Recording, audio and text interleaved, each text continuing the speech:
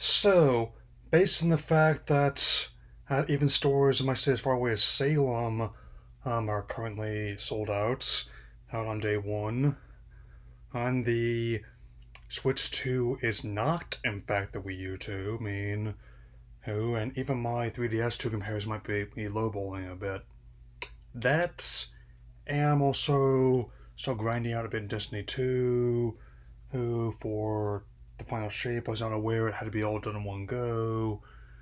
But with that in mind, I thought it would get something off my chest as I continue working on my Master Trainers vlogs. I definitely hope to have those done and ready to go for after I have my molars out later the month. So, here my first impressions on Pokemon Horizons Mega Voltage based on the currently available episodes of its Japanese dub.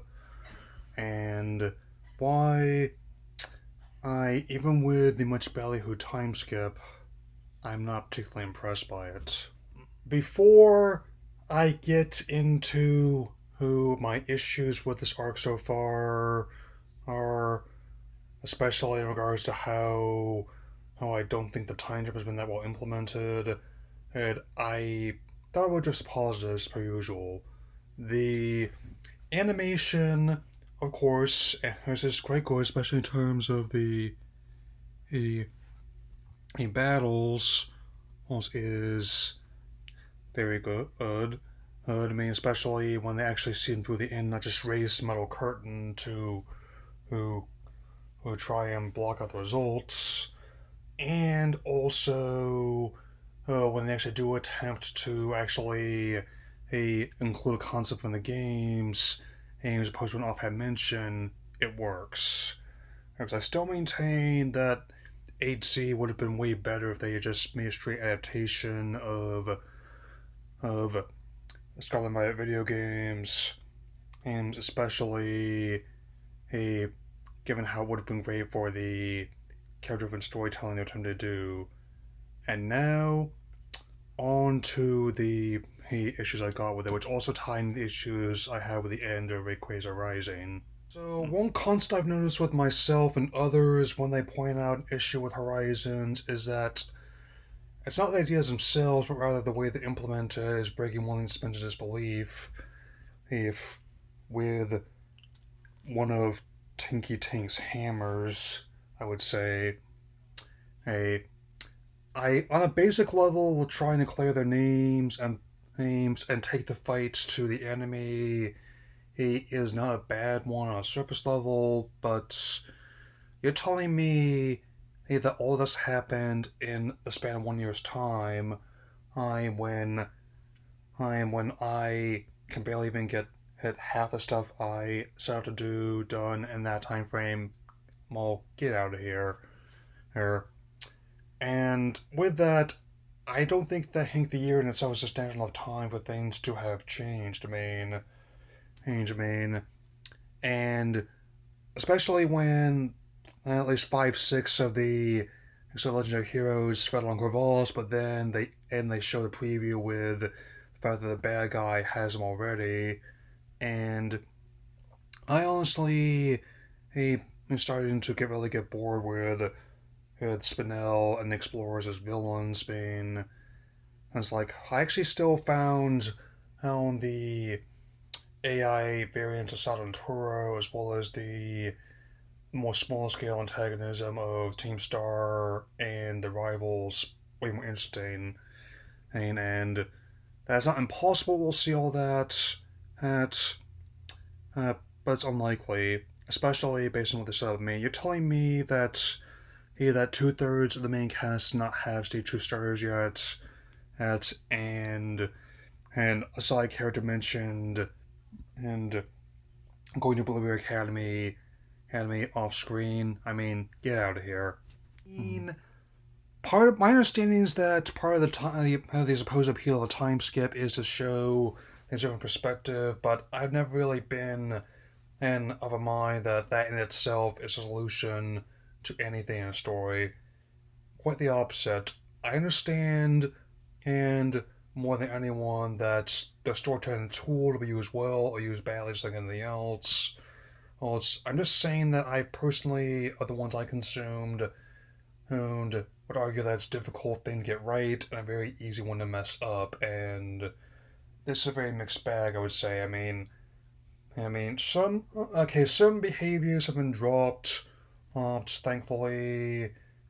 But honestly, hey, I don't really see that much different. I mean, the biggest difference, and I noticed with these characters that they started dressing differently. I mean, hey, and as someone who took years to warm up to the costume design of the advanced generation, to me, a new set of cosmetics is not going to be enough for me at all.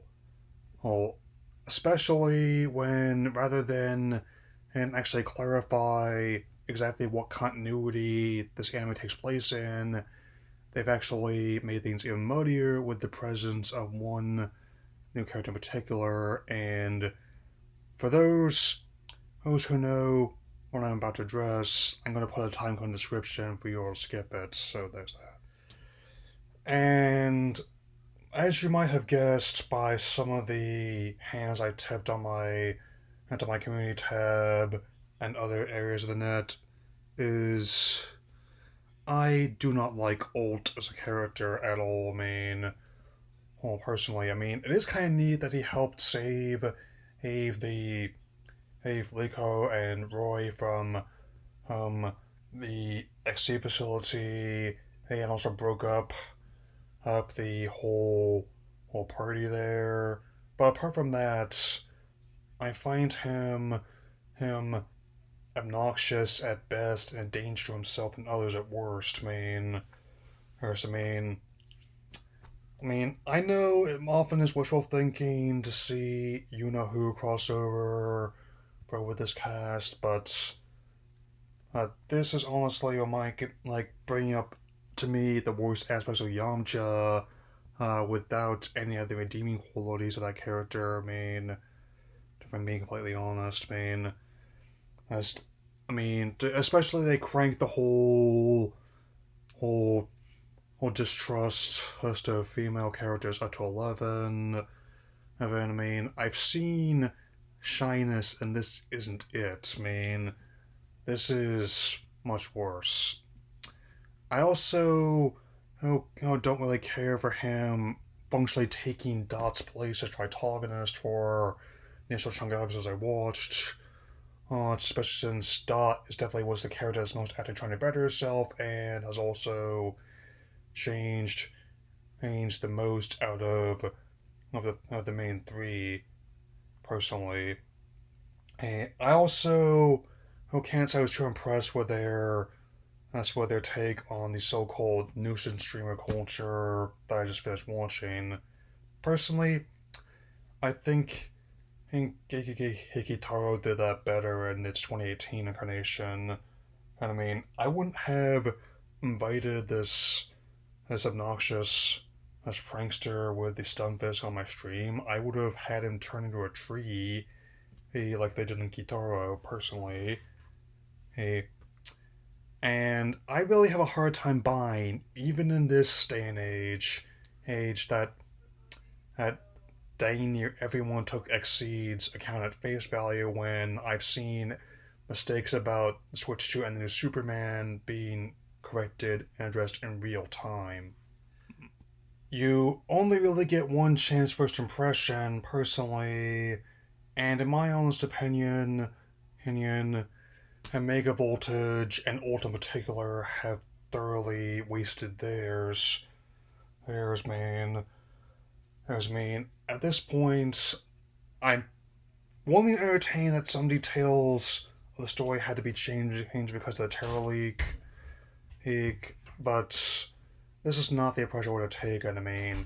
It really is getting harder and harder for me to buy I any idea that all this was planned out when and what I'm physically seeing is suggesting the opposite. I'll definitely have more to say when I review each arc individually after each English dub comes stateside. But it's not going to surprise me at all if what I'm hearing about Generation 10 going back to basics is true. So, despite everything, I would argue that much like the previous arcs of Pokémon Horizons, and even another one I can compare this one to Digimon 02, who is they're all interesting ideas being presented, but for me at least, they're not really coming together as a cohesive whole main sense.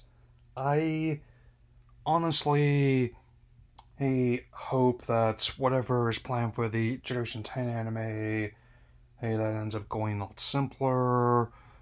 I might even still not be surprised if it ends up being like a full on hard reboot. Who would personally, thankfully, I'll have much more pleasant and animated show to talk about fairly soon. So, and I know what I'm gonna do tomorrow. So that'll be all for now. Take care.